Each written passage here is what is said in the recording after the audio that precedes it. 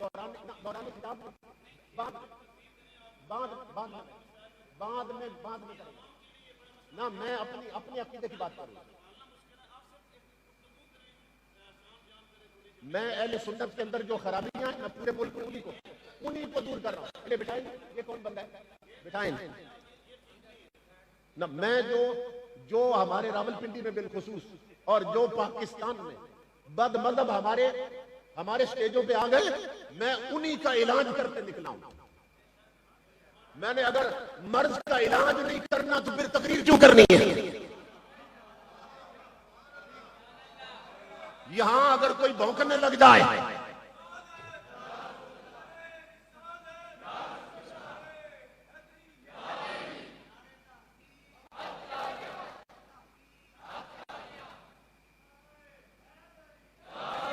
بتائیے، پنڈی میں حضرت امیر معاویہ کی توہین ہوئی ہے کہ نہیں ہوئی؟ مولانا آپ بتائیں، ہوئی ہے کہ نہیں ہوئی ہے؟ نہیں، عوام تک پہنچی ہے. ہوئی ہے کہ نہیں ہوئی ہے؟ بھونکے ہیں کہ نہیں بھونکے ہیں؟ تو ان کتوں کو لگام نہیں دے، پتہ نہ دے تو بھونکنے کے لیے چھوڑ دے. تو پھر ہم پنڈی میں کس لیے بیٹھے ہوئے ہیں؟ سمجھ آ رہی؟ لوگ ڈنڈی مارتے ہیں. اچھا، ایک ربائی ہے جو عام مشہور ہے، شاہ است حسین بادشاہ است حسین، دین است حسین دی پناہ است حسین، سردان نداد دست در دست یزید، حقہ کے بنا الہ الہ است حسین. یہ ربائی ہمارے ہاں عام مشہور ہے کہ غریب نواز کی ہے رحمت اللہ تعالی علیہ، حضرت معین الدین چشتی اجمیری کی ہے رحمت اللہ تعالی علیہ. جبکہ بعض محققین نے یہ بیان کیا کہ یہ معین الدین کاشانی رافضی کی ہے، یہ غریب نواز کی نہیں ہے. یہ معین الدین کاشانی رافضی کی ہے.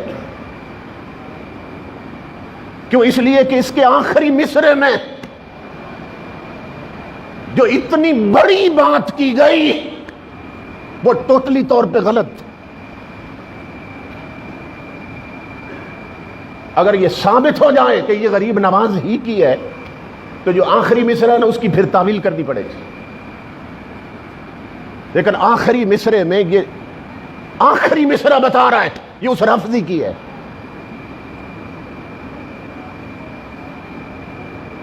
کیوں؟ کیا ہے کہ انہوں نے سر دے دیا، سرداد نداد دست در دست یزید، یزید کے ہاتھوں میں ہاتھ نہیں دیا انہوں نے. حقہ کے بنا لا الہ است حسین، تو حق یہ ہے کہ کلمے کی بنیاد حسین بنے رضی اللہ تعالیٰ عنہ. اس کا یہی ترجمہ بن رہا ہے کہ کلمے کی بنیاد کون بنے؟ امام حسین بنے. کب؟ جب کربلا میں شہید ہوئے کلمے کے تحفظ کے لیے. یہ بات سمجھ آ رہی ہے آپ کو؟ آخری مصرے کا یہ معنی بن رہا ہے کلمے کی بنیاد حسین بنے جب کربلا میں شہید ہوئے. تو میرا سوال یہ ہے، جو کملی والے نے 313 صحابیوں کے ساتھ اور جنگ بدر لڑی تھی وہ کس بنیاد پہ لڑی تھی؟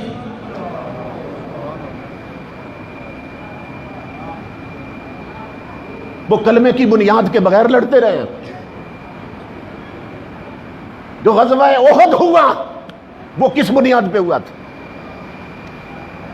اور کوئی مائی کا لال مجھے بتائے مردوں میں سب سے پہلے صدیق اکبر نے کلمہ پڑھ کے کس شے کی بنیاد رکھی تھی؟ ابھی حسن حسین پیدا بھی نہیں ہوئے تھے. سیدہ فاطمہ الزہرا کی شادی حضرت علی سے مدینہ میں ہوتی ہے اور یہ پیدا مدینہ میں ہوئے. سوال یہ ہے مکے کی گرم زمینوں پہ جسے لٹا کر چھاتی پہ پتھر رکھے جاتے تھے اس بلال نے کس کلمے کی بنیاد رکھی؟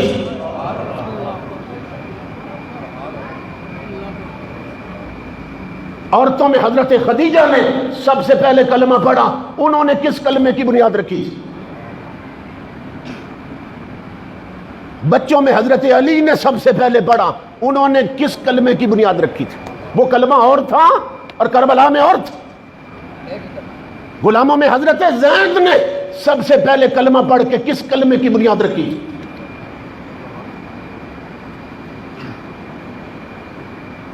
61 ہجری میں 61 سال تک کلمے کی بنیاد ہی نہیں رکھی گئی. یہ رافضی کا کلام ہے، رافضی کا، اس کے معنی سے یہ خبر آ رہی ہے.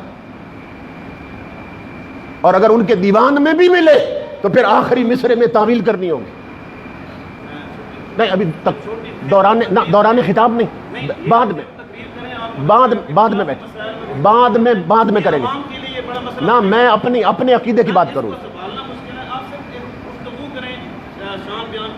میں اہل سنت کے اندر جو خرابیاں ہیں میں پورے ملک میں انہی کو دور کر رہا ہوں. انہیں بٹھائیں گی، یہ کون بندہ ہے؟ بٹھائیں گے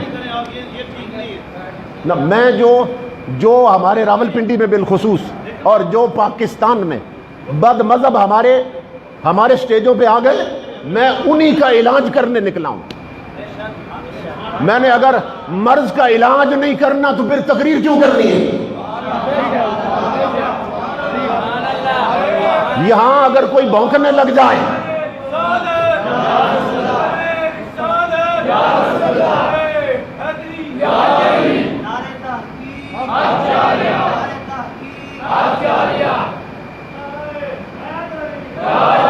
بتائیے پنڈی میں حضرت امیر معاویہ کی توہین ہوئی ہے کہ نہیں ہوئی؟ مولانا آپ بتائیں، ہوئی ہے کہ نہیں ہوئی ہے؟ نہیں، عوام تک پہنچی ہے. ہوئی ہے کہ نہیں ہوئی ہے؟ بھونکے ہیں کہ نہیں بھونکے ہیں؟ تو ان کتوں کو لگام نہیں دے، پٹا نہ دے تو بھونکنے کے لیے چھوڑ دیں. تو پھر ہم پنڈی میں کس لیے بیٹھے ہوئے ہیں؟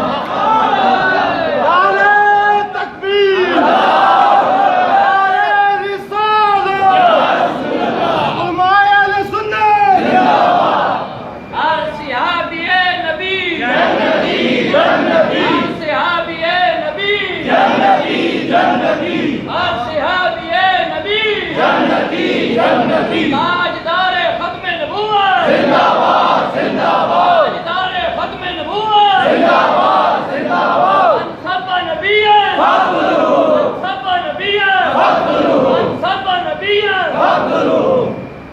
میں جنگ میں خطاب کے لیے گیا نا، محرم میں وہیں پہ ہوتا ہوں اکثر. تو رکا لکھ دیا کسی نے، آپ یہاں عظمت صحابہ بیان کرتے ہیں محرم میں بھی، اور ان کے گستاخوں کا رد کیوں کرتے ہیں؟ تو یہ محرم کا مہینہ ہے، اس میں آپ یہ کیوں بیان کرتے ہیں؟ تو میں نے انہیں کہا کہ میں اس لیے بیان کرتا ہوں کہ اسی موسم میں کتے صحابہ کو بھونکتے ہیں، اسی موسم میں. اور یہ کسی عقل مند سے سنا ہے؟ کتا یہاں آج بھونک رہا ہے، میں پرسوں جواب دوں گا اسے.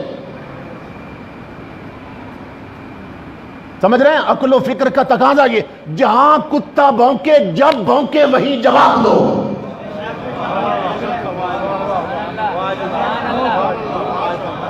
سمجھ رہے ہیں؟ اس لیے کہ سکھائے کون کتے کو کسے بھونکے کہاں بھونکے، یہ اس کی اپنی مرضی ہے، جسے بھونکے جہاں بھونکے. اسی لیے امیر المجاہدین نے کہا تھا وہ در در کتیاں سائیوں نو بھونکنا ہے.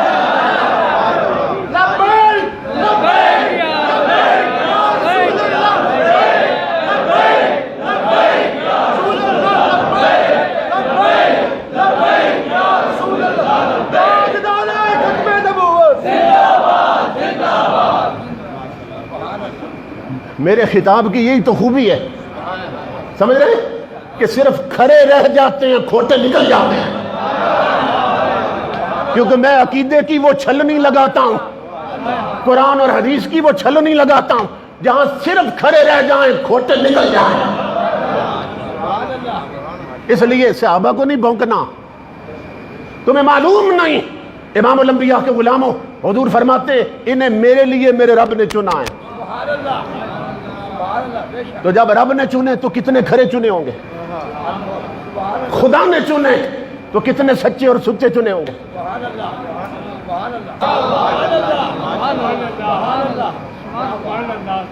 یہ اتنے سچے اور سچے چنے ہوں گے. تو کوئی انہیں بھونکے تو پھر ہم اسے چھوڑتے؟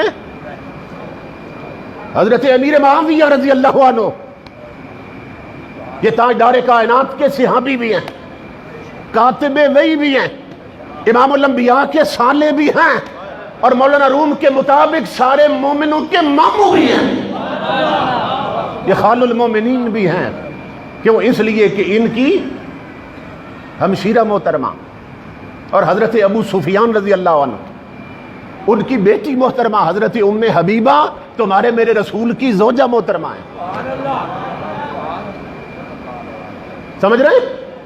اور امام الانبیاء کی حدیث ہے، آقا فرماتے ان اللہ ابا لی ان اتزوج الا اہل الجنہ، کہ میرے رب نے مجھے حکم دیا میرے حبیب سوائے جنتی عورتوں کے کہیں شادی نہیں کرنی ہے۔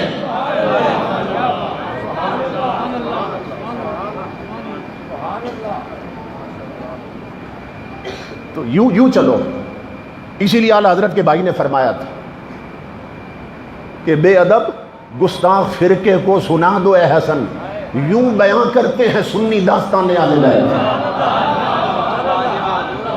یوں بیان کرتے ہیں سنی داستان اہل بیت۔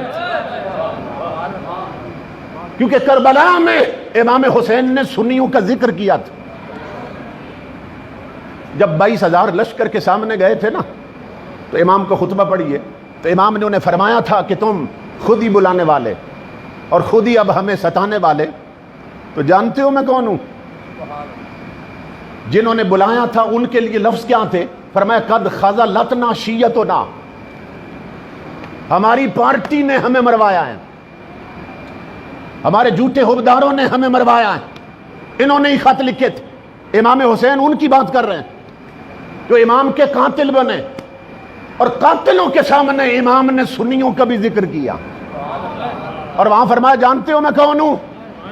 اور 22,000 تلواریں میری طرف سیدھے کرنے والوں، جانتے ہو میں کون ہوں؟ میرے لیے اور میرے بھائی حسن کے لیے نانا جان نے فرمایا تھا انتما سیدہ شباب اہل الجنہ وقرۃ عیون اہل السنہ، اے حسن حسین تم جنتی جوانوں کے سردار بھی ہو، سنیوں کی آنکھوں کی ٹھنڈک بھی ہو، سنیوں کی آنکھوں کی ٹھنڈک بھی ہو۔ تو جن کی آنکھوں کی ٹھنڈک تھے، امام حسین جب شہید ہوئے عمر کتنی تھی؟ 56 برس۔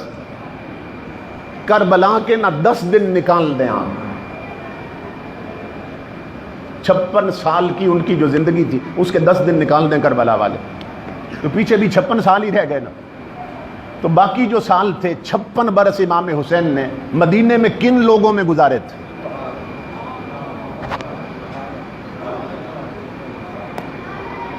مدینے میں سب اہل سنت رہتے تھے،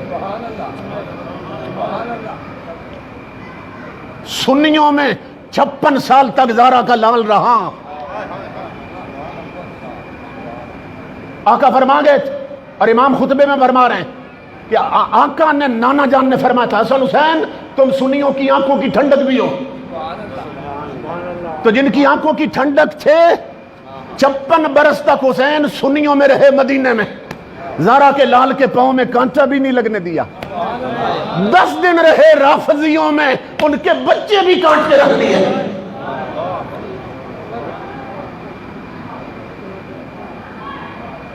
سنی کو جس دن اپنا مسلک سمجھ آ گیا نا، اس دن یہ لال بجکڑ جو ہے نا یہ روپوش ہو جائیں گے۔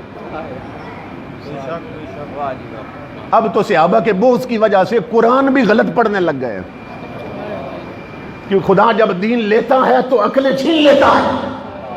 وَأُحْضِرَتِ الْأَنفُسُ الشُّحَّ، یہ بغض صحابہ کی لعنت پڑی ہے تم پر کہ تمہیں قرآن کی آیت بھی بھول گئی۔ سمجھو اصحاب رسول کون ہے؟ اللہ رب العزت کا قانون دیکھو امام الانبیاء کے غلاموں، ہمارے ملک میں جہاں بھی چوری کرنا جرم ہے، چوری کرنا جرم ہے، مگر اس کے لیے پولیس کا محکمہ بنا ہے، عدالتیں بنی ہیں وہ سزا دیتی ہیں۔ ڈاکہ مارنا جرم ہے، اس کے لیے عدالتیں بنی ہیں، پولیس کا محکمہ ہے وہ سزا دیتی ہیں۔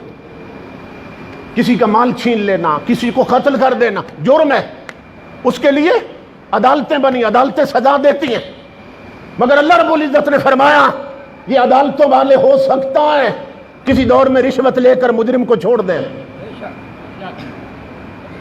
پیسہ لے کر مجرم کو سزا نہ دیں۔ فرمایا محبوب کے صحابیوں کے گستاخ کے لیے میں نے جیل کی سزا نہیں رکھی، اس کی عقل اتنی پھیر دی ہے، ہاتھ بھی اسی کے ہوں گے، سینہ بھی اسی کا ہوگا۔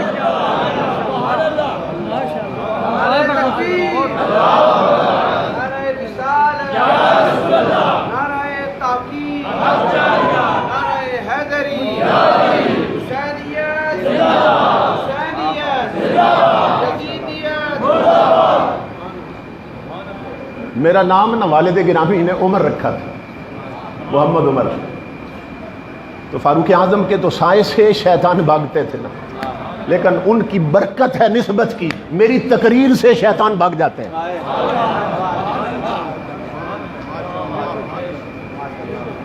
یہ ان کے نام کی نسبت کی برکت، میرا خطاب شروع ہو شیطان بھاگنے لگ جاتے ہیں۔